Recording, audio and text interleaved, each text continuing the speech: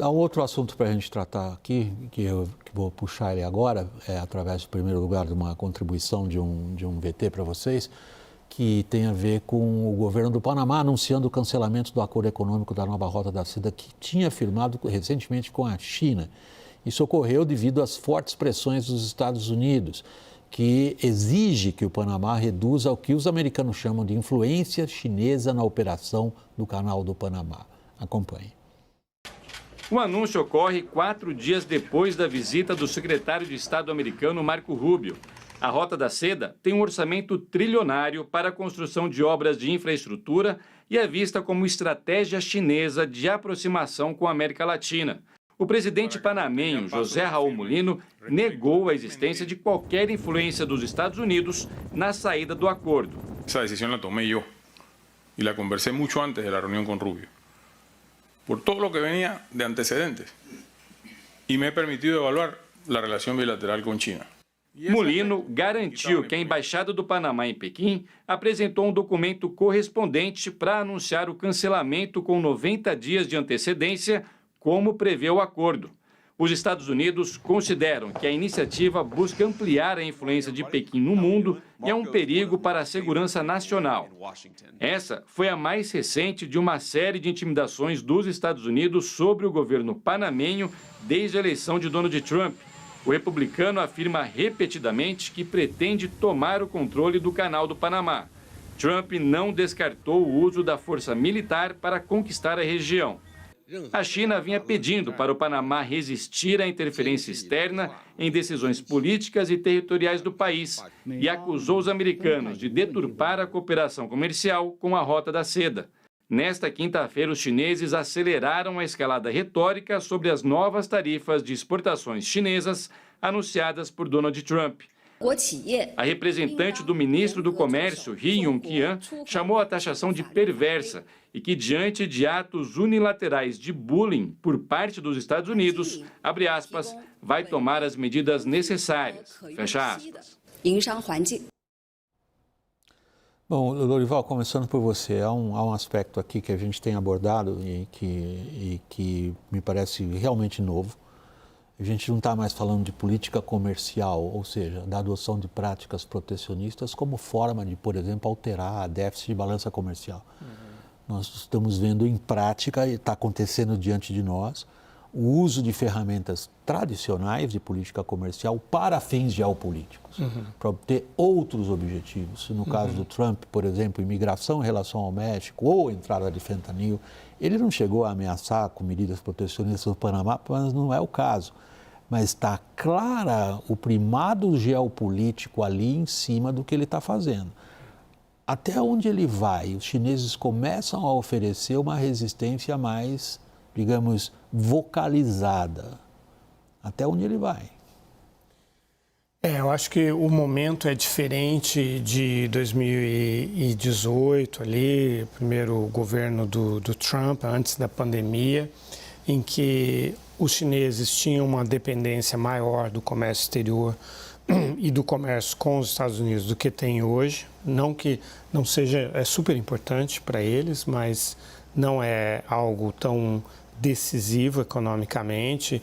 De lá para cá, o que aconteceu, o mercado interno chinês foi se tornando cada vez mais forte, a classe média chinesa foi crescendo, ainda existem centenas e centenas de milhões de pessoas muito pobres na China, mas isso diminuiu nesses anos, né? E a reação do mundo também, ela é muito mais virulenta hoje com relação ao que o Trump está fazendo, né? Assim, acho que existe uma guerra na Europa e aí a União Europeia está com uma certa intolerância em relação a esse tipo de ruptura, de aliança, de parceria, num momento que a Europa sente como um momento decisivo, né? Então, acho que a China percebe tudo isso e vê como uma grande oportunidade, apesar do enorme custo econômico que isso tem para o mundo e para a China. Assim, eu vejo que, do ponto de vista geopolítico e entendendo o Xi Jinping, acompanhando a trajetória dele, né, das prioridades que ele tem com relação à perpetuação dele no poder, a projeção da China, colocar a China num outro patamar. E aí entra a inteligência artificial, como ele vê a inteligência artificial, a computação quântica, tudo isso como oportunidades da China de realmente ultrapassar os Estados Unidos e ir para um novo patamar.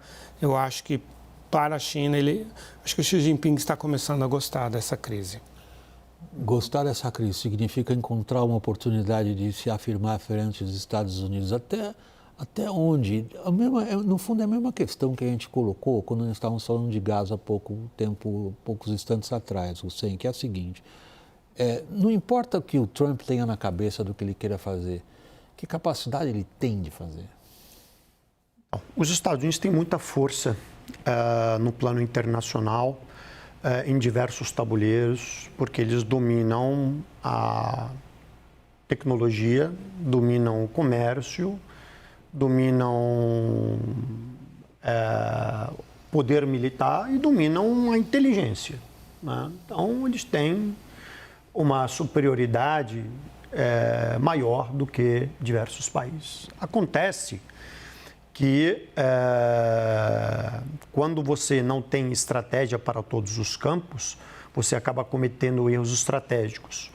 E o Trump ele já começou a cometer erros estratégicos e esses erros estão abrindo brechas para que a China possa, como o Lorival mencionou, gostar desse jogo, né?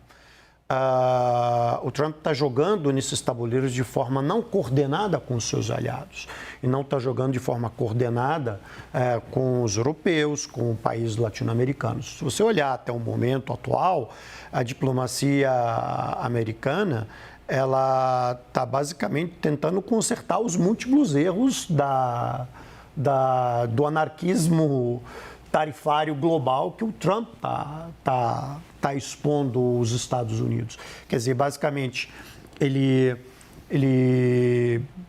se atritou com Colômbia, Panamá, México, Canadá, Dinamarca, Egito, Jordânia, Arábia Saudita. Se a gente olhar quais são os países hoje que sofreram um efeito colateral de sua atuação, seja por uma razão comercial ou outra, são países que estão no campo de aliança dos Estados Unidos, não são adversários ou inimigos dos Estados Unidos. Então, e se você olhar países como o Brasil, como, enfim, digamos, Peru, na América Latina, outros na África, outros, eles estão começando a olhar para os Estados Unidos com certa desconfiança. Quer dizer, eles não sabem qual chegará o momento em que o Trump irá retalhá-los ou irá exercer a estratégia de pressão máxima que exerceu contra o Panamá. E o que ele fez contra o Panamá?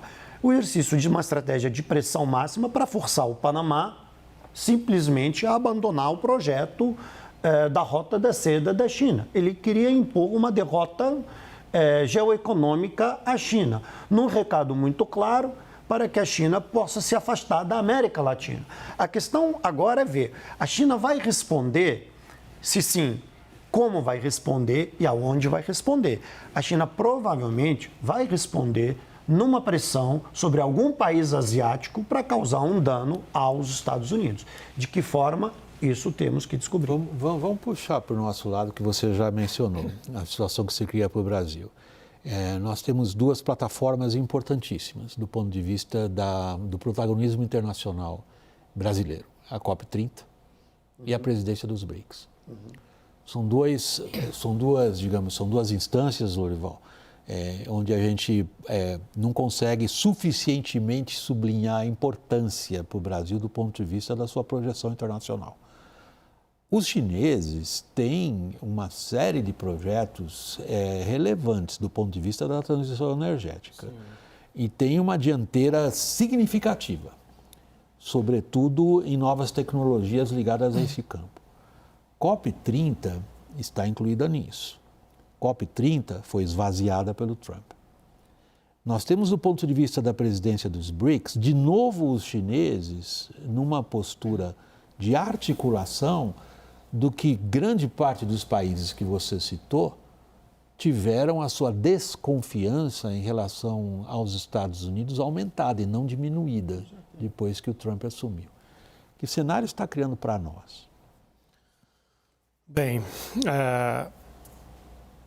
eu acho que o Brasil precisa, eu vou dizer o que o Brasil deveria fazer, o que não é necessariamente o que o Brasil fará, né? O Brasil também tem uma enorme capacidade de se auto-infligir danos, mas existe uma abertura dentro dos Estados Unidos, né, que é a Aliança do Clima, são 24 estados, inclui Califórnia, inclui Nova York, inclui o estado de Washington, que representa 55% da população, 60% do PIB americano. Existe uma aliança de 3 mil empresas e instituições, entidades, prefeituras, etc., né, que é America is all in. E esses atores são muito relevantes, né? Assim, e eles não compensam completamente a ruptura promovida pelo governo federal americano, mas mitigam significativamente, porque eles mantêm os seus compromissos, né, de 50% de redução das emissões até 2030, no mínimo 50%, 50% a 55%. E de 55% a 60% até 2035. Eles estão empenhados nisso. E são eles os atores que fazem as transformações da transição energética, né? Então, veja o que está acontecendo hoje na Europa, que você deve ter visto no Financial Times, que a Tesla teve uma queda brutal nas vendas dos carros na Europa. Uma das manchetes do jornal hoje. Na Europa. A fábrica da Tesla é na Alemanha. No entanto, lá foi o lugar que mais caiu o número de vendas. E a venda de veículos elétricos subiu 50%. E mais ou menos o mesmo número caiu a venda da Tesla, de onde que eles compraram esses veículos elétricos, esse aumento de 50%, óbvio, da China. Então, assim, por que eles fizeram isso? Porque não só na Alemanha, mas na Alemanha porque o Elon Musk apoia a Alternative für Deutschland, né? Um grupo nazista, neonazista, um partido neonazista. Outro dia recebeu no Twitter SpaceX Space uma das líderes. Mas na França também teve uma queda enorme. Ele é neonazista? Da Tesla. No Reino Unido, em todo lugar da Europa, está havendo uma rejeição do consumidor europeu ao Elon Musk, por causa desse efeito deletério que ele está tendo, né, juntamente com o Trump. Então, não é desprezível o nível da reação mundial de rejeição a esse bullying feito pelo Trump e pelo Musk. Há um ponto interessante no que o Lorival está citando de política doméstica brasileira, que boa parte dos grandes empresários, vamos botar o nome que sempre tiveram, né? Sobretudo do setor das Big Techs, se agregaram ao Trump, em boa parte por oportunismo, né? Let's do business, é melhor para nós business estar do lado do Trump do que estar lá contra ele. Mas há, do ponto de vista do relacionamento dessas grandes empresas privadas com países, uma tensão enorme, sobretudo aqui. O Musk brigou com o Supremo Tribunal Federal. Musk teve uma participação e tem uma participação grande do ponto de vista político doméstico brasileiro, assim como ele desenvolveu isso na Alemanha. Regulação e taxação são duas palavras demonizadas pelos dirigentes das Big Techs. É isso que eles enfrentam na Europa e isso que eles enfrentam aqui. Veja, por exemplo, entrevista do Lula hoje de manhã. Dos pontos centrais, eu não estou aqui dando razão, tirando razão, é a questão da regulação. O impulso que a política americana dá a eles, que cenário se cria para nós? Bom, agora as Big Techs nos Estados Unidos são governo. Eles são basicamente um instrumento de projeção de poder. Não, estão refazendo o governo por dentro, o que o Musk está fazendo. É um instrumento de projeção e o Trump entendeu, para ele dominar determinados mercados e determinados governos, ele não precisa de armas, ele precisa das Big Techs, ele se projeta a partir delas. Por isso que elas hoje são tão influentes dentro desse novo arranjo. Para nós é um risco enorme. O Brasil não está preparado para lidar com esse arranjo. O governo federal brasileiro não tem uma estratégia para lidar com esse desafio. Em termos do Poder Judiciário, eu acho que no âmbito do Supremo Tribunal Federal há uma clareza sobre certos riscos. E no Congresso Nacional é preciso ter um debate muito mais sério e qualificado sobre o que se quer regular e como se quer regular a atuação dessas empresas no âmbito do nosso país. Debate esse que não está andando, não sei. Debate que não está andando e debate que em algum momento vai ter que andar, seja por bem, seja por mal. Se o Elon Musk decidir cortar o WhatsApp, o Brasil fica no escuro. Literalmente, que é o principal instrumento de comunicação, inclusive de trabalho hoje. E o interior, se ele cortar Starlink, também. Então, quer dizer, o país tem uma grande dependência desse processo. Então, como lidar com essa dependência? Então, me parece que não só que não há uma estratégia, mas também não há uma clareza de como levar esse debate no âmbito nacional, especialmente no âmbito do parlamento brasileiro. Zuckerberg, que é o dono do WhatsApp, estava na Casa Branca hoje. Zuckerberg, falei a mosca. Então, acho que é preciso que haja um diálogo, digamos, tripartite, seja entre executivo, legislativo e judiciário, e também a inclusão do setor privado brasileiro nessa discussão, né? Para poder endereçar o problema da melhor forma possível. Fora isso, o Brasil será uma presa fácil para a pressão dessas empresas. Eu me recordo que, recentemente, uma das instituições do governo brasileiro, a Advocacia Geral da União, convocou, me parece que uma reunião com uma audiência pública. Uma audiência pública e me parece que as Big Techs não compareceram. Quer dizer, para você o nível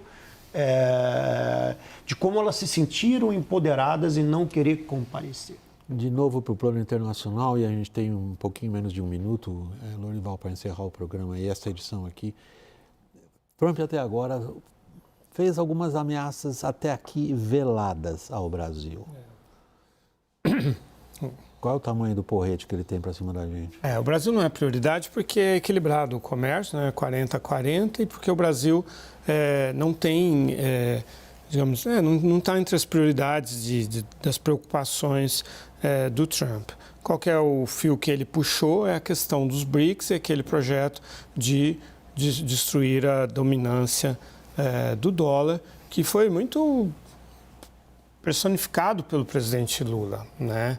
Então, isso poderá, sim, ter consequências. Em algum momento, quando o Trump, quando isso chegar no pipeline, a vez de um país como o Brasil, acho que o Trump tem ferramentas fortes para causar dano, e o Brasil vai ter que demonstrar uma capacidade de negociação, de inserção que não demonstrou até aqui.